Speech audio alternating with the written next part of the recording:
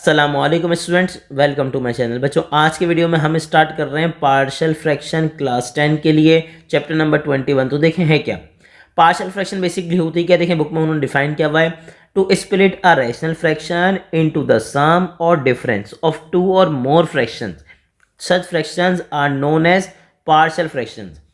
Sir basically किसी भी fraction को आप स्प्लिट कर दें, अलग-अलग कर दें दो या दो से ज़्यादा फ्रैक्शंस में, तो जो आपके पास फ्रैक्शंस होंगी वो क्या कहलाएंगी, पार्शियल फ्रैक्शन। अब मर्जी है वो एडिशन की फॉर्म में हो, मर्जी हो वो सब्ट्रैक्शन की फॉर्म में हो, वो सम की फॉर्म में हो या डिफरेंस की फॉर्म में हो। तो याद रखिएगा जो फ्रैक्शंस आपके पास आएंगे स्प्लिट करके, अलग-अलग करके, वो आपके पास क्या होंगी, पार्शियल फ्रैक्शंस। ठीक है, चले अब यहाँ पे एक वर्ड इन्होंने यूज़ किया भाई, रैशनल फ्रैक्शन। तो रैशनल फ्रैक्शन क्या होती है सर। देखिए यहाँ बेसिकली अगर हमने पढ़ा था रैशनल नंबर, बचपन में क्या पढ़े थे हमने, रैशनल नंबर, और हम कहते हैं सर अगर नंबर किसकी फॉर्म में, पी अपॉन क्यू की फॉर्म में, तो बेसिकली नंबर को क्या कहेंगे, रैशनल नंबर कहेंगे। इसी तरह अगर आपके पास दो अलजेब्रिक एक्सप्रेशन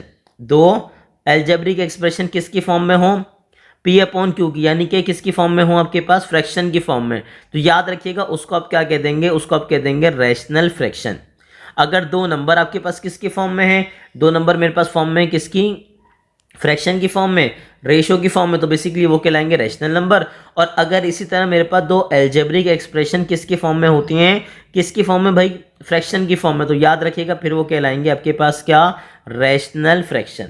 तो मुझे पूरी उम्मीद है बेसिकली आपको रैशनल फ्रैक्शन का कॉन्सेप्ट समझ आ गया होगा कि सर अगर दो अलजेब्रिक एक्सप्रेशन फ्रैक्शन की फॉर्म में हो, इसका मतलब बेसिकली वो आपके पास क्या कहलाएगा, रैशनल फ्रैक्शन। ठीक है, चलें अब इसमें दो कंडीशन होती हैं सर, एक होती है आपके पास प्रॉपर फ्रैक्शन, दूसरी आपके पास क्या होती है, इम्प्रॉपर फ्रैक्शन।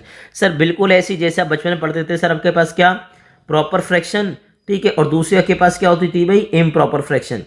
तो दोनों में डिफरेंस क्या होता था, उन्होंने कहा सिर्फ डिफरेंस ही होता था कि प्रॉपर फ्रैक्शन की बात करें तो ऊपर वाला यानी कि न्यूमरेटर छोटा होता था किससे, डिनोमिनेटर से। ठीक है, बिल्कुल ऐसा ही है सर, यहाँ पे भी ऐसे ही होता है। जो ऊपर वाली की डिग्री है, डिग्री क्या होती है भाई, याद रखिएगा हाईएस्ट पावर ऑफ वेरिएबल। समझे सर, याद रखिएगा उसने कहा सर जो ऊपर वाले की डिग्री होगी वो नीचे वाले से हमेशा कम होनी चाहिए। देखें क्या लिखा हुआ है, ये चीज़ें एमसीक्यूज में आ सकती हैं स्टूडेंट्स, याद रखिएगा।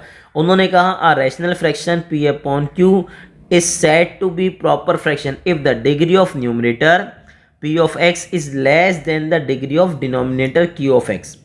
मतलब क्या है कि सर ऊपर वाले की डिग्री नीचे वाले की डिग्री से कम होनी चाहिए।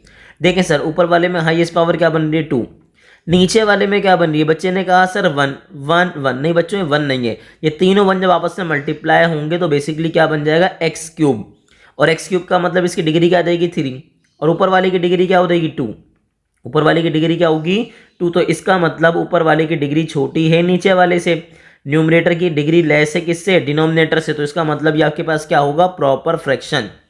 यहाँ पे देखें न्यूमरेटर की डिग्री क्या है, उसने कहा सर 1, और डिनोमिनेटर में डिग्री हाईएस्ट क्या भाई 3, तो इसका मतलब ये कि आपके पास ऊपर वाले की डिग्री क्या हो गई 1 और डिनोमिनेटर की डिग्री क्या हो गई 3, इसका मतलब ये भी आपके पास क्या है, प्रॉपर फ्रैक्शन। अच्छा इम्प्रॉपर में क्या होता है, आपको पता होता है कि ऊपर वाला नंबर बड़ा होता है किससे, नीचे वाले से, यानी कि न्यूमरेटर बड़ा होगा किससे, डिनोमिनेटर से। अब वो यहाँ क्या कह रहा है, उसने कहा sir is said to be improper fraction if degree of numerator is equal to और ग्रेटर देन। सर या तो बराबर होनी चाहिए या बड़ी होनी चाहिए किससे, डिनोमिनेटर से।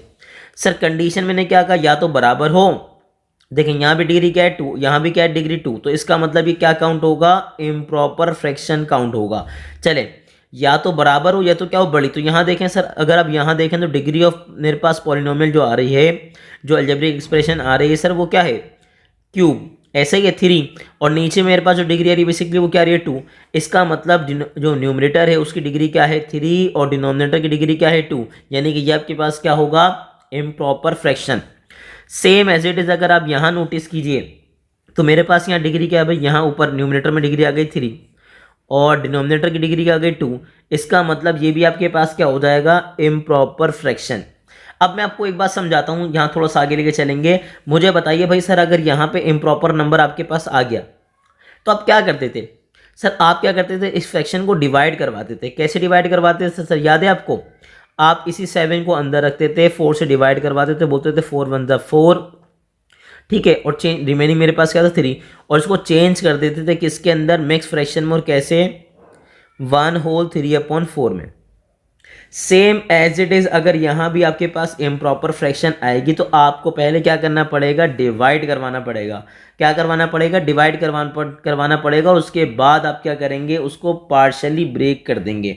बात समझ आ गई। मैंने क्या कहा, जैसे यहाँ पे आपके पास इम्प्रॉपर नंबर आते थे और आप उसको क्या बनाते थे, मिक्स फ्रैक्शन। ठीक है, याद रखिएगा। तो आप क्या करते थे, आप डिवाइड करते थे सेम एज इट इज। अगर इम्प्रॉपर फ्रैक्शन आई तो पहले आप उसको प्रॉपर फ्रैक्शन बनाएंगे। ये देखें, ये वाला पार्ट प्रॉपर है, तो इस पार्ट को प्रॉपर बनाने के लिए आपने क्या किया, डिवाइड किया। तो याद रखिएगा, अगर आपके पास इम्प्रॉपर फ्रैक्शन आ गई क्वेश्चन में तो आपको क्या करना पड़ेगा, डिवाइड करवाना पड़ेगा। तो चले, हमने क्या क्या डिस्कस किया, हमने डिस्कस किया कि पार्शियल फ्रैक्शन क्या होती है, हमने डिस्कस किया रैशनल फ्रैक्शन क्या होती है, हमने उसके बाद डिस्कस किया प्रॉपर फ्रैक्शन, और उसके बाद क्या डिस्कस किया, इम्प्रॉपर फ्रैक्शन। तो आई होप आपको चीज़ें क्लियर हो गई होंगी। अब